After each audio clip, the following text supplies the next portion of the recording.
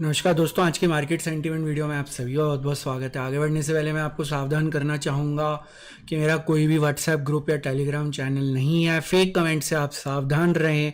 दोस्तों, एक वार्निंग भी मैं देना चाहूँगा कि ये चैनल सिर्फ लर्नर्स के लिए है। टिप सीकर्स इस चैनल से कृपया दूर रहें। दोस्तों, मैं ये चेतावनी काफ़ी समय से दे रहा हूँ, लेकिन टिप सीकर्स इस चैनल से जा नहीं रहे। तो मैं बहुत जल्द एक स्कीम शुरू करने वाला हूँ। जो भी टिप सीकर्स इस चैनल को छोड़ के जाएगा उसको मैं 100 रुपये का पेटीएम कैशबैक दूंगा। तो ये स्कीम बहुत जल्द मैं लॉन्च करने वाला हूँ। तो दोस्तों, जैसा कि हमने कल के मार्केट सेंटीमेंट वीडियो में चर्चा की थी, वहाँ पे हमें डेटा पॉइंट स्ट्रेंथ की तरफ इशारा कर रहे थे, लेकिन यहाँ पे कुछ बातों का ध्यान रखना ज़रूरी है। पहली चीज़ जो कल के लाइव वीडियो में मैंने बताई थी कि जो FIIs का इंडेक्स शॉर्ट फ्यूचर है उसको मार्केट ने रिजेक्ट किया। वहाँ पे उन्होंने अपना स्टॉप लॉस हिट नहीं होने दिया। इसके अलावा दोस्तों, यहाँ पे 10 मई के बाद मैं आपको काफ़ी बार चेतावनी दे चुका हूँ, अपसाइड लिमिटेड है और हमारा स्विंग ऑप्शन चेन इंडिकेटर जो है वो भी रेड जोन के अंदर है। तो बेसिकली मेरा जो कल का वोट था वो डेटा पॉइंट्स के विपरीत था, मतलब डेटा पॉइंट्स के अगेंस्ट था। तो डेटा पॉइंट स्ट्रेंथ की तरफ इशारा कर रहे थे, लेकिन मेरा जो वोट है वो वीकनेस की तरफ था। सेंटिमेंट्स यहाँ पे वीक रहने की संभावना है। उसके पीछे का क्या कारण है वो मैं आपको बता देता हूँ कि मैंने अपना वोट वीकनेस की तरफ क्यों दिया था, और मैं केवल लर्निंग के पॉइंट ऑफ व्यू से शेयर कर रहा हूँ। तो दोस्तों, यहाँ पे सबसे पहला पॉइंट, जो ऑप्शंस के अंदर कल मनी फ्लो था वो नेगेटिव था FIIs का। वहां पे काफी लोग जो है कॉन्ट्रैक्ट्स काउंट कर रहे थे और उनको लग रहा था कि बड़े players long position carry forward कर रहे हैं, लेकिन इसके विपरीत बड़े प्लेयर्स जो हैं वो 18,400 पी उन्होंने बाय किया था। उन्होंने 18,400 का पी बाय किया था। और जब बड़े प्लेयर्स किसी भी ऑप्शन को बाय करते हैं तो बेसिकली वहां पे एक बड़ा मूव आने की संभावना होती है। ये हमारा पहला रूल है कि वहां पे एक बिग मूव आ सकता है। और दूसरा जो हमारा रूल होता है कि उनका कॉन्फिडेंस लेवल काफी ज्यादा हाई है अपनी पोजीशन को लेके। तो सबसे पहला प्रमुख कारण था कि FIIs जो है 18,400 पी बाय करके चल रहे थे, जिस वजह से हमारा ऑप्शंस का मनी फ्लो नेगेटिव था। दूसरा कारण पहला कारण तो पी बाय वाली पोजीशंस थी। दूसरा कारण था कि उन्होंने अपना स्टॉप लॉस हिट नहीं होने दिया और उन्होंने अपनी फ्यूचर इंडेक्स की जो शॉर्ट पोजीशन है उनको क्लोज भी नहीं किया, जबकि कल मार्केट 18,450 तक आ गई थी। तो दूसरा कारण था कि वहां से मार्केट रिट्रेस हो गई थी उनके स्टॉप लॉस के नजदीक से। तीसरा कारण जो स्विंग ऑप्शन चेन इंडिकेटर है उसको मैं इंपॉर्टेंस देता हूं। तो बेसिकली वो हमें कुछ दिनों से ऑलरेडी संकेत कर रहा है कि अपसाइड लिमिटेड है। तो बेसिकली ये तीन प्रमुख वजह थी जिसकी वजह से मेरा वोट जो है वो वीकनेस की तरफ था, डेटा पॉइंट्स के अगेंस्ट था। मार्केट ने उसको रिस्पेक्ट किया, मार्केट ओपन ऑलमोस्ट फ्लैट हुई, लेकिन उसके बाद मार्केट के अंदर जो है काफी देर कंसोलिडेशन चलता रहा रेड जोन के अंदर। और उसके बाद यहाँ पे हमें देखने को मिला कि 2:30 बजे के बाद मार्केट के अंदर एक गिरावट हमें लगभग 100 पॉइंट के आसपास की देखने को मिली। तो यहाँ पे जो हमारा एल्गो पॉइंट है, कल भी हमने डिस्कस किया था, ये ब्रेक नहीं हुआ, आज भी ब्रेक नहीं हुआ ऊपर की तरफ। तो बेसिकली ये भी एक इम्पॉर्टेंट हमारा रूल है कि जो एल्गो पॉइंट के नज़दीक हम जो स्विंग ऑप्शन चेन इंडिकेटर का ओपिनियन होता है उसके बेसिस पे हम एक शॉर्ट टर्म व्यू लेके चलते हैं। अगर हम यहाँ पे कैश मनी फ्लो की बात करें, DIIs इस समय प्रॉफिट बुकिंग मोड में है, जिसकी चर्चा हम काफी बार कर चुके हैं। तो इनको मुझे नहीं पता ये लोग क्यों पैसा निकाल रहे हैं, शायद इनको ऐसा लग रहा है कि रिडम्पशन प्रेशर आ सकता है। FIIs का नंबर यहाँ पे पॉजिटिव था, लेकिन जो यहाँ पे कैश सेलिंग की गई वो कंसंट्रेटेड तरीके से की गई। तो आज सिंगापुर FIIs जो है मार्केट को कंट्रोल नहीं कर पाए, लेकिन जो मुझे लगता है कि यहाँ पे जो ये कैश की सेलिंग की गई थी DIIs और FIIs के द्वारा, तो ये काफी ज्यादा कंसंट्रेटेड सेलिंग थी। इस वजह से आप देख सकते हैं HDFC बंधु जो मार्केट को ऊपर लेके जा रहे थे। तो बेसिकली जो मार्केट को ऊपर लेके जाता है वो मार्केट को वही नीचे लेके आता है। तो यहाँ पे आप देख सकते हैं HDFC बैंक और रिलायंस का पार्टिसिपेशन वैसे भी यहाँ पे नहीं था मार्केट में। तो इनकी सहायता से मार्केट को नीचे लेके आया गया। मार्केट को ऊपर ले जाने वाले हैवी वेट्स में बजाज फाइनेंस, इन्फोसिस थे। और यहाँ पे क्लोजिंग बेसिस पे आपका जो कैश का मनी फ्लो था वो न्यूट्रल रहा आज। ऑप्शन चेन की अगर हम बात करें तो बेसिकली ऑप्शन चेन के अंदर आज भी मनी फ्लो FIIs का नेगेटिव है। और जो कि वीकनेस का संकेत है। इंडेक्स फ्यूचर की बात करें तो 7500 के आसपास और शॉर्ट पोजीशंस बनाई गई और यहाँ पे क्लाइंट्स का व्यू पॉजिटिव था। प्रॉप डेस्क ने यहाँ पे लॉन्ग पोजीशंस क्लोज करके शॉर्ट पोजीशन बनाई। नेट मनी फ्लो नेगेटिव था जो कि शॉर्ट बिल्डअप की तरफ इशारा कर रहा है। स्विंग ऑप्शन चेन इंडिकेटर हमारा फिर से न्यूट्रल से रेड जोन में हो गया। तो बेसिकली जब तक ये 2 बार ग्रीन में नहीं आता वहां पे ट्रेंड मार्केट का सेम रहेगा। और इक्विटीज का टर्नओवर आज जो है एवरेज के आसपास था, लेकिन ये सेलिंग की वजह से था। D2C रेशो सेम थी जो कि कल थी। तो बेसिकली यहाँ पे ना तो कैश पूरी तरीके से कंट्रोल कर पाया ना तो डेरिवेटिव्स। तो कैश के अंदर 2 तरह की एक्टिविटी, सेलिंग भी हो रही थी लेकिन सिंगापुर एफआई बाय भी कर रहे थे और डेरिवेटिव्स के अंदर शॉर्ट पोजीशंस बन रही थी। तो इस वजह से D2C रेशो जो है वो कांस्टेंट है। फ्यूचर्स के अंदर ओपन इंटरेस्ट इंक्रीज हुआ, प्राइस डिक्रीज हुआ, शॉर्ट बिल्डअप का इशारा है। फ्यूचर्स के अंदर जो आज पोजीशंस क्रिएट की गई उसकी वजह से इनका जो एवरेज है वो 18,114 हो गया है। तो इस समय अब ये जो इनकी पोजीशंस हैं ये नो प्रॉफिट नो लॉस के काफी नजदीक आ चुकी हैं और जो लॉन्ग पोजीशंस हैं सिंगापुर एफआईआईस की वो एक डेंजर मार्क के अंदर आ चुकी हैं। तो इस समय जो शॉर्ट पोजीशंस हैं 61,300 हैं और लॉन्ग पोजीशन 43,000 हैं बड़े प्लेयर्स की। शॉर्ट बिल्डअप मैंने आपको ऑलरेडी बता दिया। तो दोस्तों यहाँ पे अगर हम समरी के तौर पे देखें तो कैश का जो मनी फ्लो है वो हमारा न्यूट्रल जो है संकेत दे रहा है इस समय और जो हमारा ऑप्शन चेन है वो हमें वीकनेस का संकेत दे रहा है और फ्यूचर्स का जो ओपन इंटरेस्ट है वो हमारा नेगेटिव था जो शॉर्ट बिल्डअप की तरफ इशारा कर रहा है, वीकनेस का संकेत दे रहा है। फ्यूचर्स का मनी फ्लो जो है वो हमें वीकनेस की तरफ इशारा कर रहा है। स्विंग ऑप्शन चेन इंडिकेटर जो है वो इस समय रेड जोन में है। तो मेजॉरिटी डेटा पॉइंट्स आज वीकनेस की तरफ संकेत दे रहे हैं। और एफआईआईस की बात की जाए, कैश के अंदर बाइंग की गई, फ्यूचर्स के अंदर जो है वहां पे शॉर्ट पोजीशंस बनाई गई, ऑप्शंस के अंदर वो लोग नेगेटिव मनी फ्लो है। तो एफआईआईस का भी आज मेजॉरिटी व्यू वीकनेस की तरफ है। तो जो आज हमें यहाँ पे वीकनेस का ही संकेत मिल रहा है। तो दोस्तों अब हम सवाल जवाब का सिलसिला शुरू करते हैं।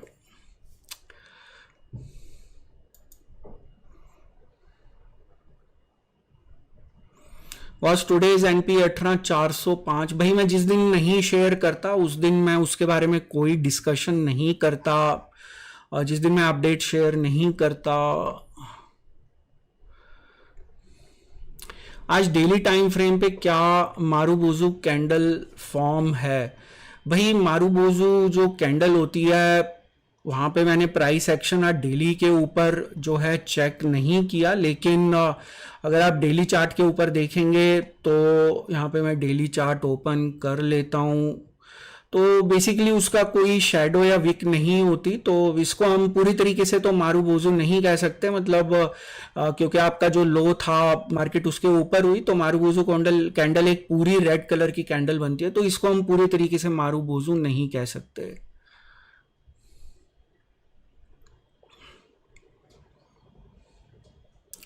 Good evening दोस्त। It appears that 18,400 CA has been written in huge quantity। जी मैं उसके बारे में अभी डिस्कशन नहीं करूंगा कौन सी पोजीशंस को कैरी फॉरवर्ड किया गया है। It appears that okay, good evening AP not broken because no 2 consecutive daily closing। जी correct, your analysis at next level. जी बहुत बहुत शुक्रिया। Good evening interesting headline today sir, valuable lesson to us retailers. जी बहुत बहुत शुक्रिया kind comment का। Good evening. आपके आशीर्वाद से मैं बहुत कुछ सीख रहा हूँ, बस आईवी का कैलकुलेशन समझ नहीं आ रहा, कृपया उस पर मार्गदर्शन करें। भाई आईवी का जो कैलकुलेशन है वो मैंने यहाँ पे डाला हुआ है, मैं कहाँ से इसका कौन सी डेफिनेशन का इस्तेमाल करता हूँ। तो रूल्स के अंदर आप 5वें नंबर पे देख सकते हैं what is the IV formula, यहाँ पे एक लिंक दिया हुआ है मैंने। How should I begin sentiment analysis, please guide me. भाई पहले आपको बेसिक्स ऑफ ऑप्शन चेन सीखना पड़ेगा, उसके बाद आपको बेसिक्स ऑफ मनी फ्लो के जो वीडियोस हैं आपको वो देखने पड़ेंगे, आप सर्च कर सकते हैं। तो फिर आपको चीजें जो हैं डेली लाइव स्ट्रीमिंग में समझ में आनी शुरू हो जाएंगी। सर आप एलएस रेशियो कैलकुलेट करते टाइम ओनली एफआईआई का डेटा लेते हैं? जी हाँ, मैं केवल उन्हीं का टाइम डेटा लेता हूँ। 100 रुपये पेटीएम ट्रांसफर। ओके, रस्सी का सिरा पकड़ ले क्या भाई, वो जब यहाँ पे रेड जोन के अंदर ट्रांसफर हुआ तो यहाँ पे आप रस्सी का सिरा पकड़ सकते हैं यहाँ पे। तो जब ये 10 मई को रेड जोन में हुआ था वहां से पकड़ सकते हैं। How did you know that F I has taken the 18400 P for learning purpose? भाई ये एक 4x4 की मैट्रिक्स है जिसका वीडियो मैंने शेयर किया हुआ है। वहां पे बड़े प्लेयर क्या एक्टिविटी कर रहे हैं उससे हमें पता लगता है कि वो बाय कर रहे हैं, राइट कर रहे हैं। तो वहां पे 4 मैट्रिक्स होती हैं, एक COI/NT होता है, एक वॉल्यूम होता है, एक प्रीमियम डीके होता है, एक IV का ROC होता है। उस परम्यूटेशन कॉम्बिनेशन से हम पता लगा सकते हैं। I have doubt one on your tweet today, is the IMF calculated based on premium in case of writing? Because while writing a Nifty contract we usually need 1 lakh margin, is that not considered for MF? भाई वो तो सिर्फ एक margin है ना, उसमें आप profit क्या कमा रहे हैं यहाँ पे। तो पहले हम बहुत शुरू में हम वहां पे 1 लाख को भी कंसिडर करते थे, लेकिन उसकी वजह से जो डेटा है उस समय क्या होता था कि हम एक एजम्पशन लेके चलते थे कि उस समय सिर्फ बड़े प्लेयर्स जो है राइटिंग करते थे, छोटे प्लेयर्स राइटिंग नहीं करते थे। तो हमने बाद में ये रूल चेंज कर दिया था। तो बहुत पहले 2018-19 में जब हम मनी फ्लो एनालिसिस करते थे वहां पे हम राइटिंग के लिए 1 लाख जो मार्जिन चाहिए होता, 1.25 लाख 1.5 लाख, उसको भी ऐड करते थे। लेकिन वहां पे क्या होता था कि उस समय सिर्फ बड़े प्लेयर्स ही राइटिंग करते थे, छोटे प्लेयर्स नहीं करते थे यहाँ पे। तो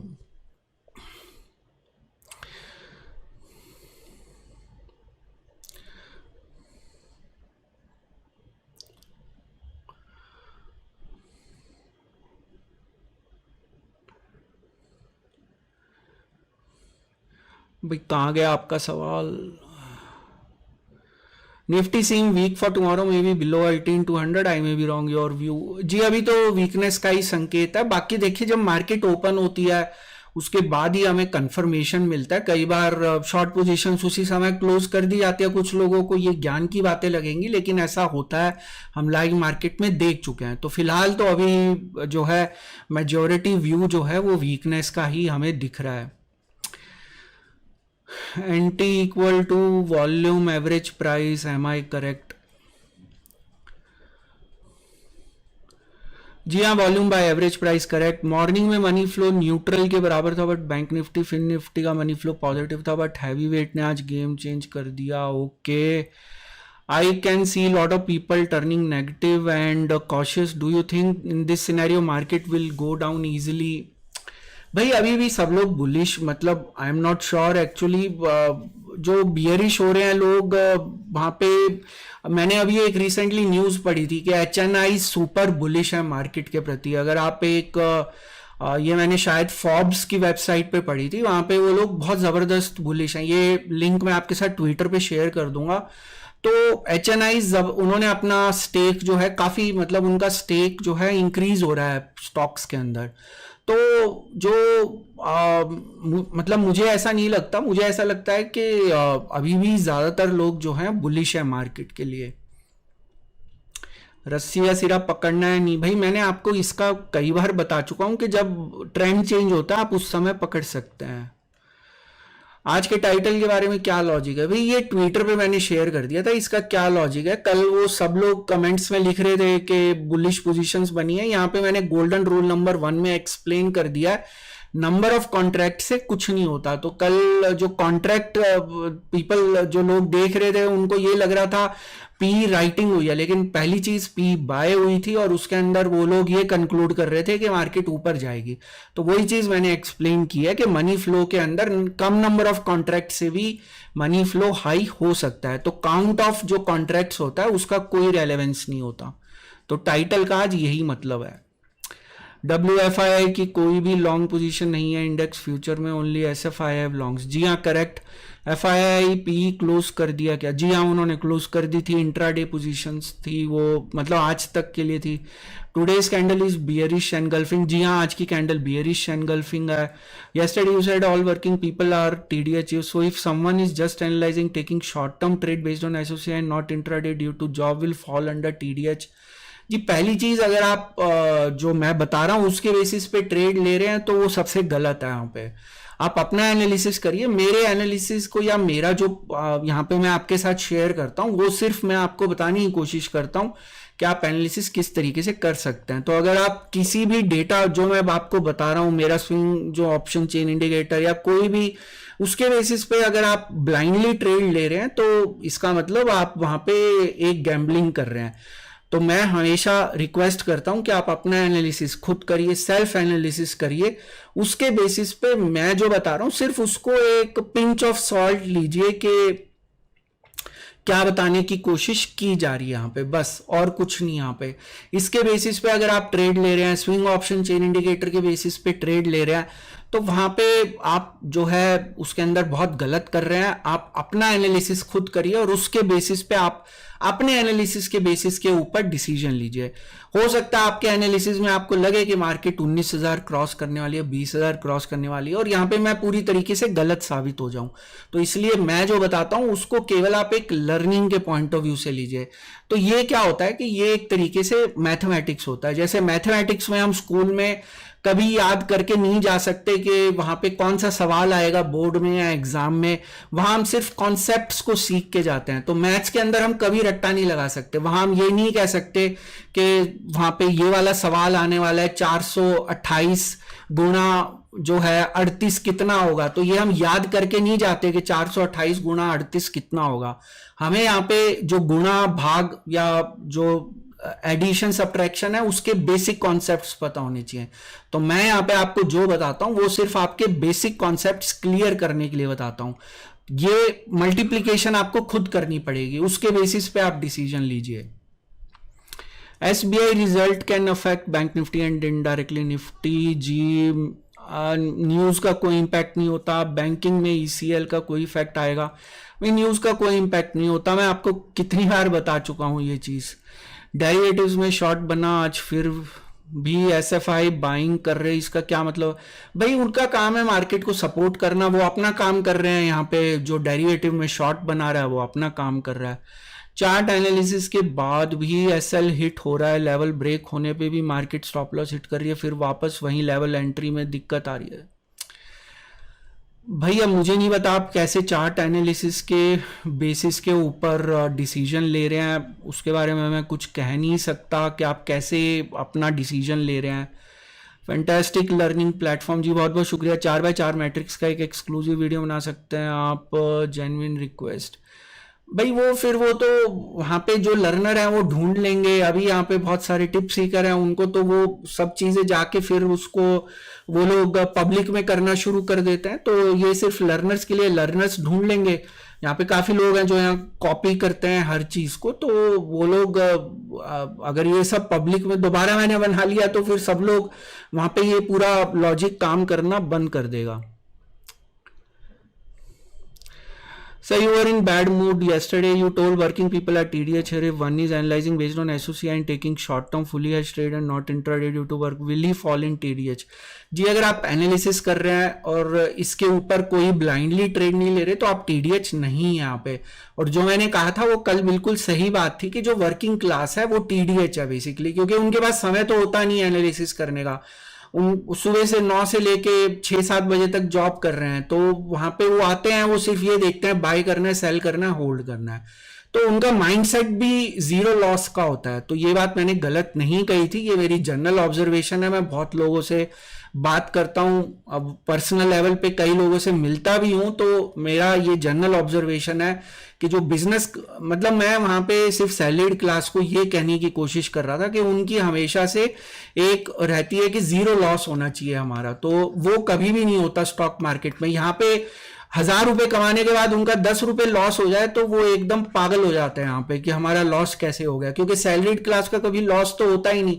उनकी जो सैलरी आ गई, बिजनेस क्लास का लॉस हो सकता है अगर आप बिजनेस कर रहे हैं, वहां पे कहीं कुछ खराब हो गया, कहीं पे कोई एम्प्लॉय छोड़ के चला गया, उसकी ट्रेनिंग कॉस्ट है, या कोई भी आप बिजनेस कर रहे हैं तो उसके अंदर लॉसेस जरूर होते हैं। किसी भी बिजनेस के अंदर जीरो लॉस कभी नहीं होता। तो स्टॉक मार्केट भी एक बिजनेस है, यहाँ पे जीरो लॉस कभी भी नहीं होता।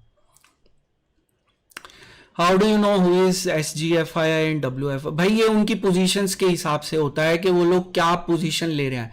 तो कई लोग कहते हैं कि WFI हमेशा बियरिश होते हैं, ऐसा नहीं होता। पिछले साल अक्टूबर 2022 के वीडियो जाके आप देखिए, जब मार्केट का ऑल टाइम हाई दोबारा आने वाला था, वहां पे वेस्टर्न FIIs जो है बुलिश हो गए थे मार्केट के लिए। Sir, from 15th of this month, my broker allow me to take position only on 80% of sale value as directed by SEBI. Is this to restrict the liquidity of retailer? जी हाँ, correct. Liquidity जो retailer की liquidity है उसको restrict किया जा रहा है. Anti का प्रॉब्लम है, वॉल्यूम के सारे एनालिसिस कर रहे हैं. मुझे ये नहीं पता कि कौन सा फीडर एंटी प्रोवाइड करता है. भैया एंटी कोई भी नहीं प्रोवाइड करता डायरेक्टली. वहाँ पे आपको वॉल्यूम जो प्रोवाइड कर रहा है या जो वहाँ पे नंबर ऑफ ट्रेड्स का जो है वहां पे एग्जीक्यूटेड ट्रेड्स के नाम से आप देख सकते हैं. तो आपको वेंडर से चेक करना पड़ेगा कौन सा वेंडर ये डेटा दे रहा है. अगर small player in the money में हैवली राइटिंग कर रहे हैं तो क्या वो एमएफ को इंपैक्ट करेंगे? Is it a wrong signal? जी वो पहली चीज हमारे एनालिसिस में आएंगे ही नहीं, क्योंकि वहां पे वो 4x4 मैट्रिक्स में ही फेल हो जाएंगे. हम केवल बड़े प्लेयर्स की मूवमेंट पकड़ते हैं, छोटे प्लेयर्स की मूवमेंट हम पकड़ते ही नहीं, तो वो हमारे एनालिसिस में आएंगे ही नहीं. इसलिए वो किसी भी तरीके से एमएफ को इंपैक्ट नहीं कर सकते. So is a typing error orders to be transfer to gift city NSC IFSC exchange for match. भैया आपका क्या सवाल था? तो ये ऑर्डर जो आप कह रहे हैं NFC IFSC exchange for match, जी मैं समझा नहीं. तो वो गिफ्ट सिटी वाला तो कोई भी ब्रोकर नहीं प्रोवाइड करता नंबर ऑफ ऑर्डर्स जो होते हैं. Thank you for answering my question. This help to understand the MF better. प्रणाम जी. प्रणाम दोस्त, मुझे खुशी है कि आपको आपके सवाल का जवाब मिल गया. तो दोस्तों इस वीडियो का एक डिस्क्लेमर भी है जो कि आपको अपनी स्क्रीन पे दिख रहा होगा. वीडियो मैंने सिर्फ एक एजुकेशन, लर्निंग और इन्फॉर्मेशन के पॉइंट ऑफ व्यू से बनाया था. यहाँ पे मेरी आपको कोई सजेशन, सलाह या राय नहीं है कि आप किसी भी स्टॉक या इंडेक्स में बाय, सेल या होल्ड की पोजीशन बनाएं. किसी भी निवेश या ट्रेड से पहले अपने फाइनेंशियल प्लानर या इन्वेस्टमेंट एडवाइजर की सलाह जरूर ले लें. केवल उन्हीं की सलाह के ऊपर किसी तरह की निवेश या ट्रेड का निर्णय लें. जो भी जानकारी मैंने आज के इस वीडियो में दी है सभी डेटा पॉइंट्स पर आधारित है. सभी डेटा पॉइंट्स पब्लिक डोमेन में अवेलेबल है, जिनको आप खुद जाके क्रॉस चेक, क्रॉस वेरीफाई कर सकते हैं. मेरे द्वारा दी गई जानकारी 100% गलत साबित हो सकती है, इसलिए मेरी दी गई किसी भी जानकारी के ऊपर किसी भी तरह का कोई भी निवेश या ट्रेड का निर्णय ना लें. तो दोस्तों हम कल फिर मिलेंगे मार्केट सेंटीमेंट के एक नए वीडियो में, एक नई जानकारी के साथ, एक नई सीख के साथ, एक नई लर्निंग के साथ. तब तक आप अपना ध्यान रखें. गुड नाइट, शुभ रात्रि, शब्बा खैर.